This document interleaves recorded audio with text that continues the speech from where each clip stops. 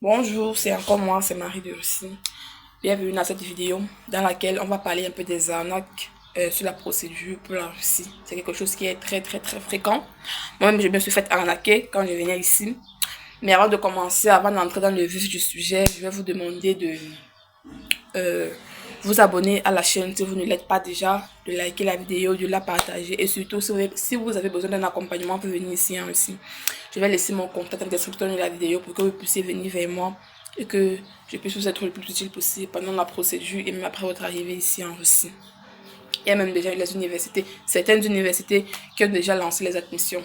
Donc si vous voulez commencer votre procédure pour la rentrée de septembre, contactez-moi et on va gérer votre procédure. Donc, du coup, je parlais des arnaques.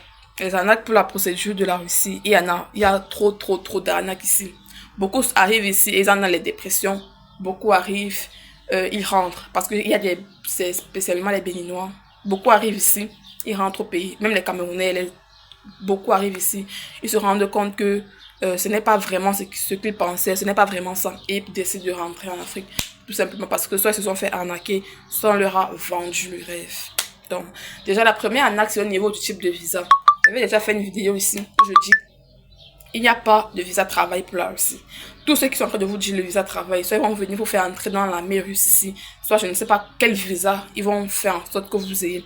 Mais dites-vous qu'il n'y a pas de visa travail pour la Russie. Tout simplement parce que les Russes, eux, ils privilégient le travail pour les Russes. Pourquoi ils privilégient le travail pour les Russes? Parce qu'ici, les entreprises payent les taxes au gouvernement. C'est-à-dire que ce n'est pas dans le salaire, les employés, pardon, ne payent pas de taxes au gouvernement russe. Mais ce sont les entreprises qui payent les taxes au gouvernement. Ce qui fait en sorte que eux, ils préfèrent payer les taxes pour leurs frères russes que de payer les taxes pour un étranger qui va venir d'ailleurs. Ceux qui vont vous dire qu'ils vont vous faire une procédure pour un visa de travail, vraiment fuyez. Je ne sais pas quel visa vont vous donner, mais c'est tout sauf le visa de travail parce que ça n'existe pas ici. Déjà qu'il y a beaucoup d'Africains ici là même qui ne travaillent pas, beaucoup qui cherchent du travail, beaucoup qui sont même dans les zones reculées comme moi parce qu'il faut savoir que ceux qui ne travaillent pas, soit ils sont sans papier, soit ils sont dans les zones reculées comme les miennes où il n'y a pas de travail. Donc on n'a pas laissé la main d'œuvre qui est déjà présente pour partir encore prendre la main d'œuvre en Afrique. Déjà que les travaux qu'on nous donne ici à faire, ce ne sont pas des travaux waouh, ce sont juste des petits travaux là, que soit il n'y a pas la main d'œuvre suffisante russe, soit eux ne veulent pas du tout, eux trouvent ça un peu trop compliqué pour eux. Donc déjà, c'est ça. N'acceptez pas le visa travail, ça n'existe pas. Maintenant, le visa tourisme. Ceux qui vont vous dire que tu vas venir avec le visa tourisme et après, tu vas changer de statut, tu vas prendre le visa étudiant, mais le visa travail. Faux. Ce sont des arnaqueurs. Le visa tourisme, ça a une durée de, je crois, maximum 3 mois, si je ne me trompe pas. Si je ne me trompe pas, c'est maximum 3 mois. Et après les 3 mois, tu deviens sans papier automatiquement. Donc, si on te prend, on va te rapatrier. Et avec le visa tourisme, vous ne pouvez rien faire du tout. Vous ne pouvez pas travailler, vous ne pouvez pas fréquenter. Tout ce que vous pouvez faire, c'est comme le nom l'indique, c'est visiter la Russie. C'est tout. Vous ne pouvez pas entrer à une université. En fait, vous ne pouvez rien faire avec le visa tourisme. Même si vous venez ici en Russie et que vous postulez à une université, pardon, même si vous venez ici avec un visa touriste et que vous postulez à une université, on va vous demander de rentrer au pays pour partir attendre l'invitation là-bas et prendre un visa étudiant avant de revenir ici. Ceux qui vont vous dire visa touriste, c'est de là, n'acceptez pas ça. Vous ne pouvez rien faire, vous ne pouvez pas changer de statut, vous ne pouvez pas travailler. Vous avez maximum 3 mois ici en Russie, au bout desquels vous serez renvoyé dans votre pays. Maintenant, le visa étudiant, ça c'est le visa, on va même dire que c'est le visa le plus... Pour quelqu'un qui veut venir en Russie, il veut travailler, il veut étudier aussi, c'est le visa étudiant. C'est le seul visa avec lequel les Africains se sentent vraiment à l'aise ici en Russie. Maintenant, on va aussi parler au niveau des frais, des montants que les gens qui font les procédures vont demander. Déjà, il y a des montants qui n'existent pas. Il y a des choses qu'on va vous demander ici qui n'existent vraiment pas du tout. Déjà, si une personne vous demande les frais de lettre d'invitation, on ne demande pas ça ici. Pour la plupart, pour la grande majorité, je dirais même pour toutes les universités, il n'y a pas de frais de lettre d'invitation. Ça n'existe pas. On va vous demander les frais d'enregistrement à l'université. C'est un gros mensonge. On ne demande pas d'argent ici en Russie pour s'enregistrer dans l'université. C'est faux. Si on vous demande ça, c'est de l'arnaque. Il y a également les frais de... Parlons aussi des les frais de traduction. Les frais de traduction, généralement, si on vous demande trop, si les documents ont coûté trop cher, ça sera 5 000 roubles. 5 000 roubles, c'est à peu près 35 000, quelque chose comme ça. C'est à peu près entre 30 et 35 000 francs CFA. Si ça a été trop cher pour la traduction de votre passeport et de votre diplôme, si on vous a demandé trop cher, ça sera ça, 5 000 roubles. Et ça, c'est même dans le cas exceptionnel. C'est dans le cas où tu veux traduire le passeport, tu veux traduire supplément encore 2, 3 diplômes. Mais si tu as juste ton passeport et ton diplôme, on va te demander quelque chose comme 3 000 roubles. Si ça a été trop cher, 3 000 roubles, 3 500 roubles maximum, grand max. Donc, ceux qui vont vous demander les grandes sommes là, ceux qui vont vous demander à partir de 50 000 à montant, tout ça là, c'est des arnaqueurs. Ce sont des voleurs. Fuyez-les. J'ai bien dit, fuyez-les. Quand tu vas venir ici, quand tu vas traduire le passeport, tu vas traduire ton diplôme, ça ne va pas te prendre beaucoup. Quelque chose comme 3 000, 3 500 roubles pour les deux que j'ai cités. Parce que ça dépend aussi du nombre de mots et de lettres qu'il y a sur votre document. Mais de manière générale, c'est comme je l'ai dit, 3 000, 3 500. Et pour ceux qui vont aller au-delà qui vont vouloir traduire le passeport, le master, le doctorat, la licence, tout ça, c'est eux qui peuvent aller jusqu'à 5 6 000 roubles. Mais d'une manière générale, la traduction ici en Russie ne coûte pas cher. Ceux qui vont vous demander les 100 000, les 80 000, les 150 000, les 200 000, n'acceptez pas. Fuyez.